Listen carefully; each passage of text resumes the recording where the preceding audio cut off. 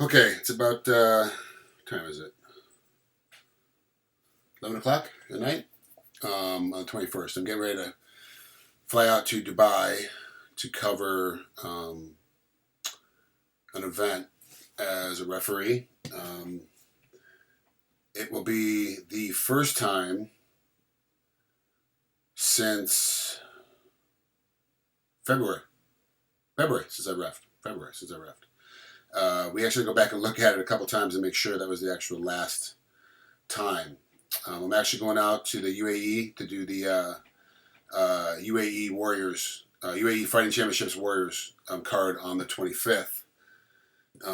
In Dubai, of course, Fight Island is in Abu Dhabi, and that's on the 26th, so it's the prelim before and then after.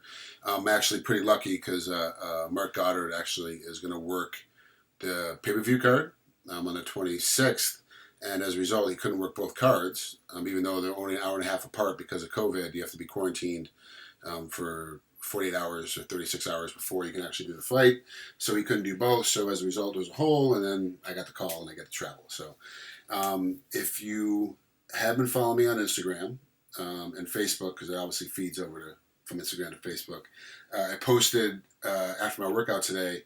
I was unmotivated, feeling a little anxious. The workout just wasn't at all what I expected it to be. I knew what it was because I got the sheet from Darren in Hawaii. He says it to me, and I look at it, and I know when I go in, but I wasn't at all motivated when I got there. When I got to the actual gym, I was ready to start doing my reps and whatever. Usually the first couple of minutes, it takes me a second to warm up, but it wasn't that case at all. I still was unmotivated. I got everything done, did every rep, did way it was supposed to be done. I think I did everything correctly. Sometimes there's a posture change or something holding your shoulders back a little bit harder, when you do certain things. But yeah, I definitely was making sure that I had it all put together. It got done, just not the way I wanted it to. So I was thinking, and I was sitting back, and I was like, oh, I'm super anxious. It must be because I'm getting ready to go ref. And then I realized that's not the reason why I'm anxious. I'm anxious because I'm actually getting ready to get on a plane for the first time since January. That is actually caused me my stress because I'm a guy that literally I get a phone call and I got to be on a plane in 2 hours, hour and a half sometimes. I got to get to a place to get on set to go work. I got to get to a place to go on set to do something, right? Whether it's stunt work or acting. Sometimes I'm a day player, so I get a last minute call all the time. I'm not like, a guy that gets signed and then in 6 weeks we're going to do this movie and then you're going to be over there and then you got time to prep for it. That's not me. I'm a day player, so I get called last minute. It's always the day before, night before, and I got to get places. So you give me that phone call, BC, before COVID. I'm ready. I'm at the airport in an hour. Literally, you give me the phone call. If I'm home, I can get packed. Toiletry kit. I have a toiletry kit go bag.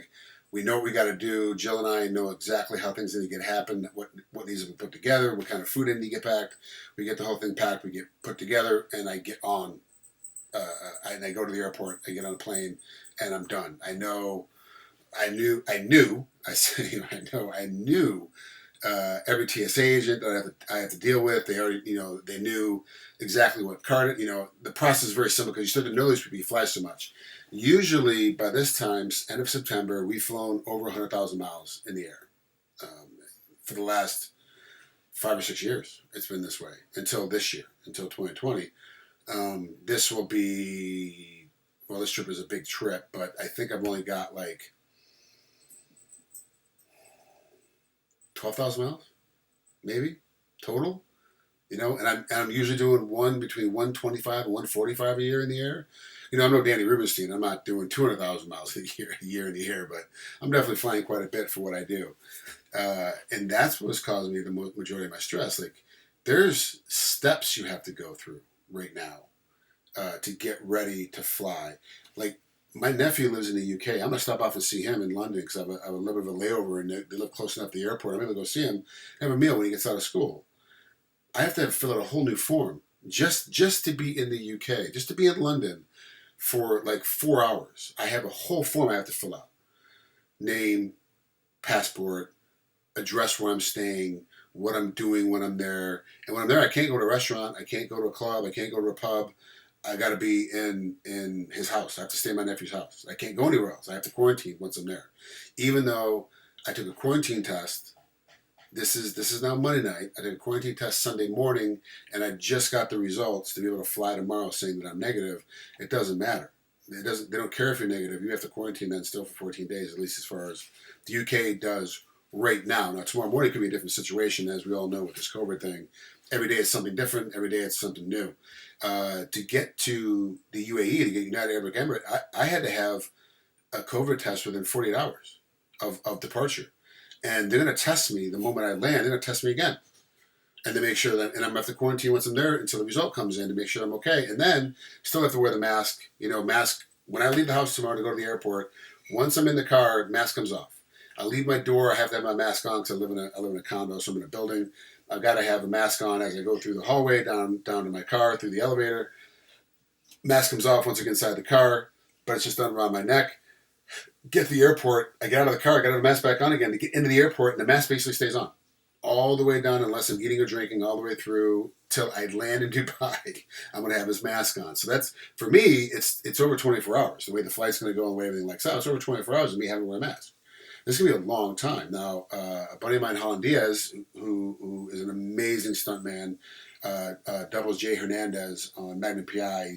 Jay plays Thomas Magnum. Holland is his stunt double. He had to wear a mask, obviously, with his family because it's getting ramped back up again. It's shooting as of right now. It's shooting, and he lives in LA, but had to go to for the next 9 months. Has to go out to Hawaii to shoot the series, and he had some problems with his mask on the flight. It was such a solid, great mask that it wasn't letting his exhalation out of the mask. So he got dizzy. Like when you scuba dive, for those of you that scuba dive, sometimes you get a little dizzy because you're not getting the right exchange of air, CO2 with oxygen. You get an overload of CO2 and you get dizzy. You get like numbness in the face. You get a little lightheaded and weird. And Holland had the problem. And this is a situation now with these masks on. You're like, okay, you want me to keep these masks on, but then you're going to have these other healthy people having issues. So that was causing me a crap ton of stress. I was like, man, I can't believe that. I'm a consummate flyer. I fly all the time. But this is causing me problems. Like I don't know what to do with it, and this is a bit of an issue. So the reason why for this post, and obviously for those of you that are my subscribers on YouTube, and of course like and subscribe and comment down below, and I'll do my best to get back to you. I'm gonna start doing these 20, 30-minute insights to what's going on with me every week. Obviously, next week will be the Dubai trip because that's where I'll be for the majority of the week is in Dubai. And the week after that, I'll talk about my sea captain's license, and I took a big course to get my sea captain's license. I'm working on my 100-ton license, and I'll explain that whole process when we get into that in a couple weeks. I got another test I have to take at the end of October, a really big test with a sailing endorsement. That's a whole other thing that we'll get into at a later time. But one of the things that my wife is like, that you talk a lot. I have the gift of gab, which obviously most of you that know me know. I'm able to talk about pretty much anything that I have a little bit of knowledge on. And if I don't have knowledge, I have to sit around and listen. Because I'm willing to learn, but I just don't, if I don't know anything, I can't talk about it because I only want to talk from a position of having an opinion, if it's opinionated, or having facts, if I'm talking about facts. I want to be able to deal with those two things. She's like, you never really talk about yourself. Like, I just don't talk about myself, it comes from a very early age when I started wrestling. A guy takes you down, you get up right away and escape, and you turn right back at him, and you take him down right away like it never affected you. You always have to act like nothing ever affects you. Nothing ever bothers you. It's like there's that poker face you always have to keep, I'm sure I'm not pulling back any special curtain or breaking any things that you guys don't know, that when a fighter gets punched in the face, and he looks at you and goes, no, that didn't hurt, in the middle of a fight, we all know it hurt because he gave us a reaction. He gave any reaction, whether it's a reaction of pain, a reaction of no, it doesn't hurt. It's still a reaction that means it hurt. If you give me no reaction, it messes with my psyche. Now I'm wondering, did it work? Did I actually hit you? I hit you hard. I felt like it hit you hard. I felt it turn over. I felt it snap. I felt that snap down. But did it really work? We're not sure because you gave me no reaction. But if you give me a reaction, then I know things are working, things are going in my way, and that's kind of the thing. So I always was taught, like, don't give a reaction. Like, you just don't give a reaction. Just don't do it, because it does. Things don't bother you. Like if people don't know it bothers you, or people don't know what's gonna, things are going on, then let it go.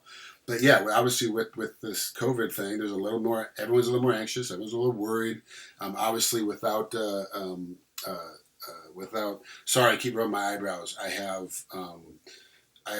my wife calls them old man eyebrows. I can see in the camera my eyebrows are starting to shoot up because they get long. My eyebrows get long. I have to cut them, just like my nose hairs, my ears hairs. Like it's always been that way. It's not like because I got older. It's always been that way since I was a kid. I've always had to mess with my eyebrows because for some reason they've always grown. It's this weird thing with me. So I can see how they're starting to get long. I keep messing with them because I want to lay down, but it's just a vain habit of mine. But yeah, so like she's like, you got to start talking more about yourself and more about things that you're going through and what's happening, and that let people know kind of this is all of us. This isn't one of us. This isn't just we're all going through the same problems, the same process, in whatever degree. Some of us have different degrees of certain levels, and especially those of you that have kids that are home and you're trying to educate right now from homeschooling, and all of a sudden you realize like how important teachers are, because you're like, I can't believe I have to go through this whole day and keeping them on Zoom class and getting things arranged and all this stuff, man. It's got to be difficult.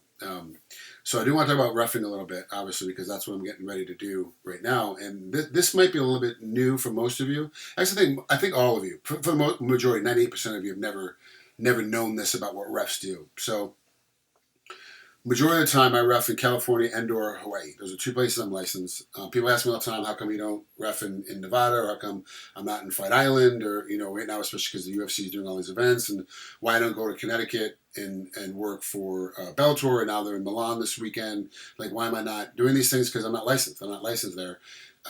If the promotion wants me, then they have to ask the commission to make sure the commission will let me get my license there.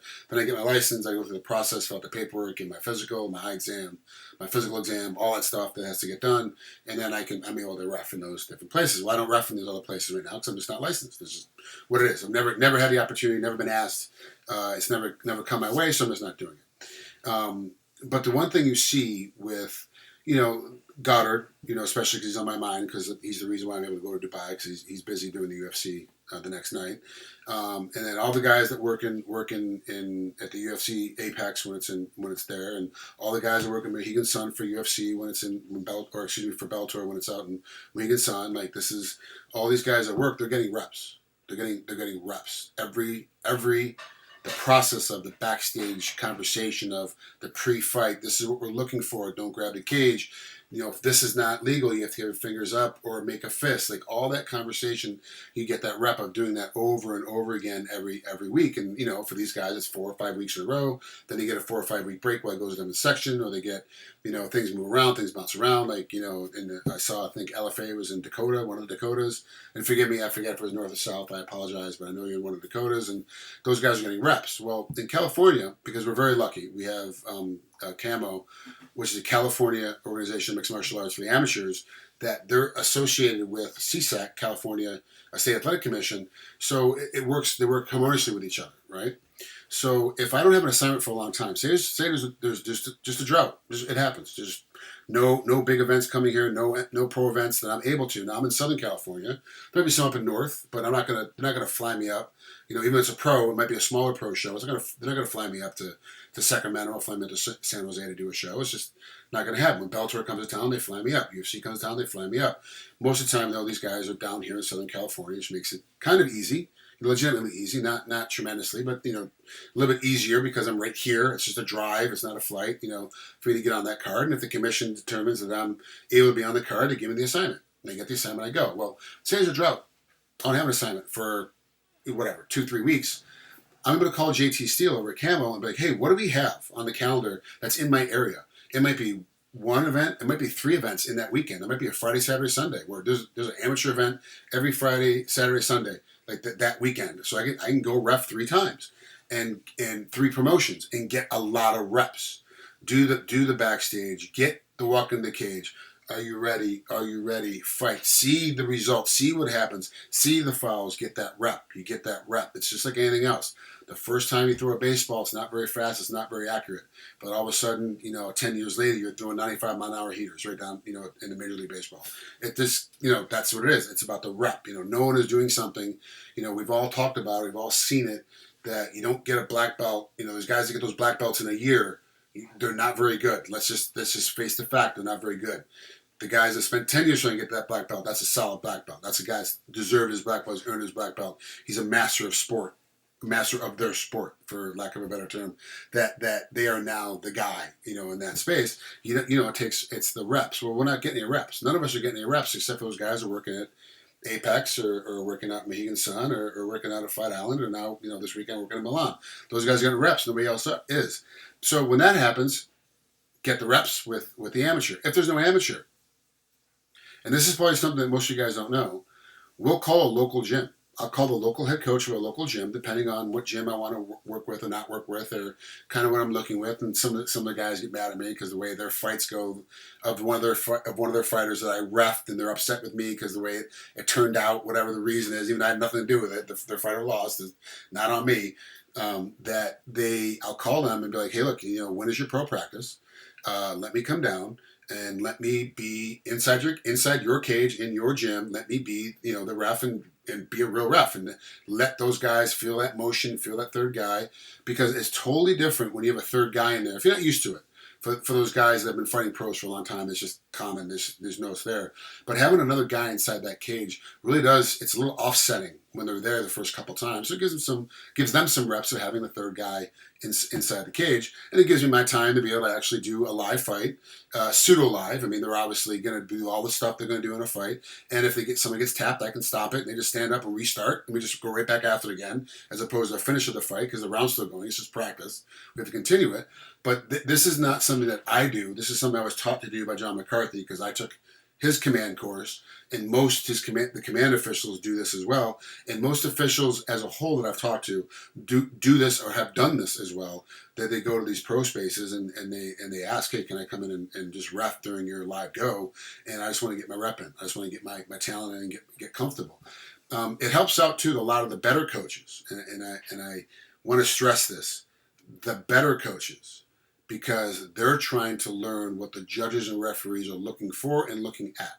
If they don't know, they might know and have a question about something they saw in a previous fight, something they saw. So when I show up, you know, obviously at the same time. Practice starts at 3 o'clock. I'm there at 3 o'clock. I know they're not sparring until 4. I still show up at 3 o'clock. It's practice time. You don't show up at quarter of and try to jump in. Just like a regular show. When I get assigned, it might be a 7 o'clock start, but I'm there at 5:30. I got stuff I have to do way before the first fight even goes off. I got a lot of stuff I have to get done.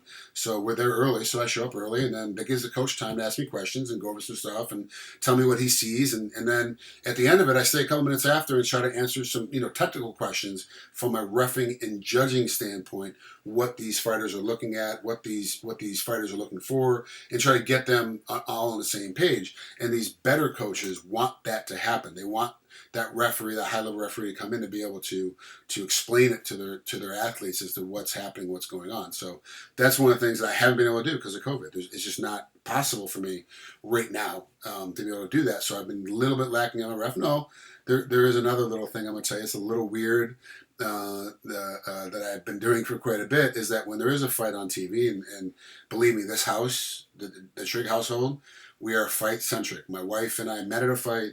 I wasn't fighting. We were both there just as fans. We met after a fight. We started a conversation, exchanged phone numbers, fell in love, got married. We are about fights. My wife is a timekeeper for California Athletic Commission, for MMA and for boxing. We are about fights. So if there's a fight on, we're watching the fight. It's just that's how it is. And sometimes she's like, you got to hit pause because you have to come pick me up from work. And then when we get home, you get to rewind it and restart. So a lot of times, if she's working the first 2 fights of a card, I don't even watch.